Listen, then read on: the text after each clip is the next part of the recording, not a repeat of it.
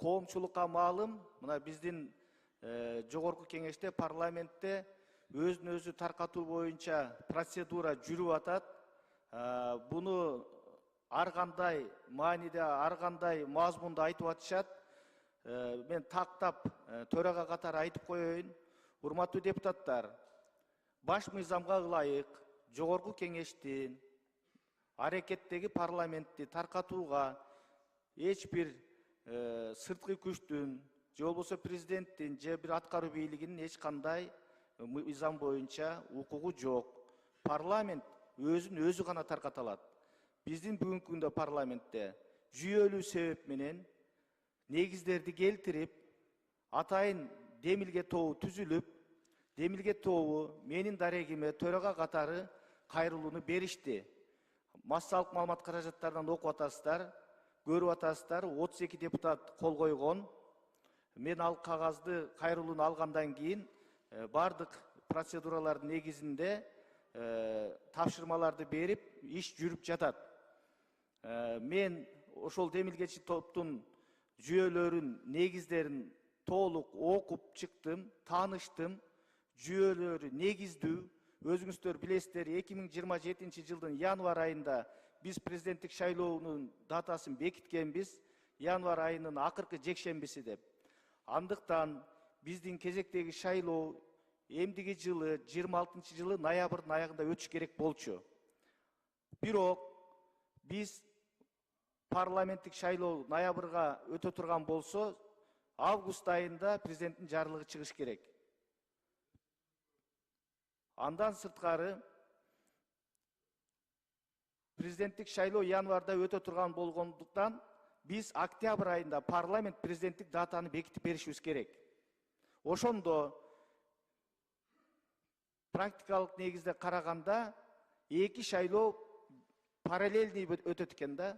Мындай чоң маанидеги эң негизги шайлоолордун бир эле учурда биринин артынан бири же болбосо экөөнүн катар өткөрүш, бул өзүңүздөр билесиздер, саясий жактан да, экономикалык жактан дагы бир топ маселе жаратат. Андыктан бул абдан негиздүү деп ойлойм.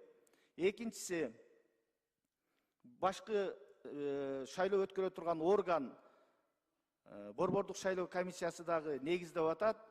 Техникалык жактан эле эмес, физикалык жактан дагы бул оор маселе болот. Андыктан биз сөзсүз түрдө же президенттик шайлоону, же парламенттик шайлоону мөөнөтүнөн мурда өткөрүшүбүз бул негиздүү болмок.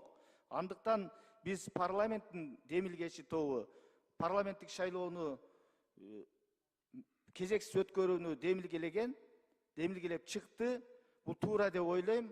Андыктан коомчулукта ар кандай бүгүнкү 7-чакырылыштагы парламенттин дарегине сын пикирлерди айтып атат. Менден дагы бир топ массалык маалымат каражаттары интервьюларды сурап атат. Билесиздер, мен эч качан интервью бербейм, бирок бул трибунадан дайыма өзүмдүн көз карашымды айтып жүрөмүн, кайсы маселе болбосун. Ошондуктан мен жооп катары айтып коет элем. Бардыгы эрте бул процедура аягына чыгыш керек. Буну парламент чечет. Жогорку кеңеште өз мөөнөтүндө бул маселе каралат. Каралганда жогорку кеңештин жалпы депутаттардын чечимине жараша болот. Андыктан мындай арабанын алдына түшүп алып чуркаган негизсиз деп ойлойм. Бул бир. Экинчиси, бүгүнкү парламентте ушул демилгени көтөргөн депутаттар, же болбосо ошол кезекчи шайлоону колдогон депутаттар шайлоого барганга кандай моралдык укугу болобу, болбойбу деген маселелерди айтып атат. Мен айтат элем, ачык айтканда кээ бир айрым ушундай бир бузуку ой менен коомдун, элдин, өлкөнүн тынчтыгын, ынтымагын ойлобой, жеке кызыкчылык менен ушундай бир кычаштырган сөздөрдү жазуу, айтуу бул акылга сыйбайт. Эгерде ошончолук эле сындай турган болсо, элдин таразасын көрө турган болсо, мен айтат элем, ошо коомчулуктагы айтып аткан тез пикирлерге барыңыздар, шайлоого катышыңыздар. Эл баасын берет. Элден өткөн тараза жок. Элге түшкүлө тилекке каршы мындай учурда көбүнчө 500 добуш албаган, 300 добуш албаган шайлоого дайым катышып, бирок эч кандай жыйынтыгы жок калган саясатчы сөрөйлөр ушундай негизсиз сөздөрдү айтып жүрүшөт да. Андыктан мен айтат элем, бул жерде 90 депутат отурат, бардыгы элдин добушун алып келгендер, жеңип келгендер шайлоодон. Ошол шайлоодон жеңип келген адамдарга, жеңилип калган адамдардын айткан сыны бул моралдык жактан дагы негизсиз деп ойлойм. Ошон үчүн шайлоо таза өтөт. Мына биз буну көрсөттүк. Өзүңүздөр билесиздер, 21-жылы парламенттик шайлоо таза өткөн үчүн, адилет өткөн үчүн ар кайсы көз караштагы партиялар, жеке кандидаттар өтүп келди. Мына эң акыркы эле шайлоолорду айтайлы. Мына 4 округда өткөн, мына Тыналиев Айжигит эч кандай акчасы жок, катардагы эле карапайым жигит мына өтүп келди. Кубанычбеков Илимбек жаш жигит, эч кандай акчасы жок, өтүп келди.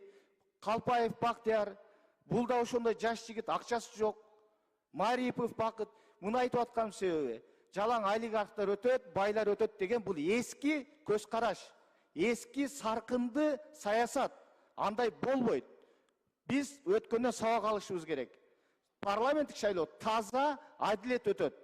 Качан болбосун. Андыктан мындай убакыттын алдына түшүп алган туура эмес. Бардыгы мыйзам чегинде жогорку кеңеш чечет. Жогорку кеңеш акыркы чечимди кабыл алгынчакты ар кандай провокациялык негиздеги сөздөргө биз маани бербей, сабыр кылып өзүбүздүн ишибизди аткара берели.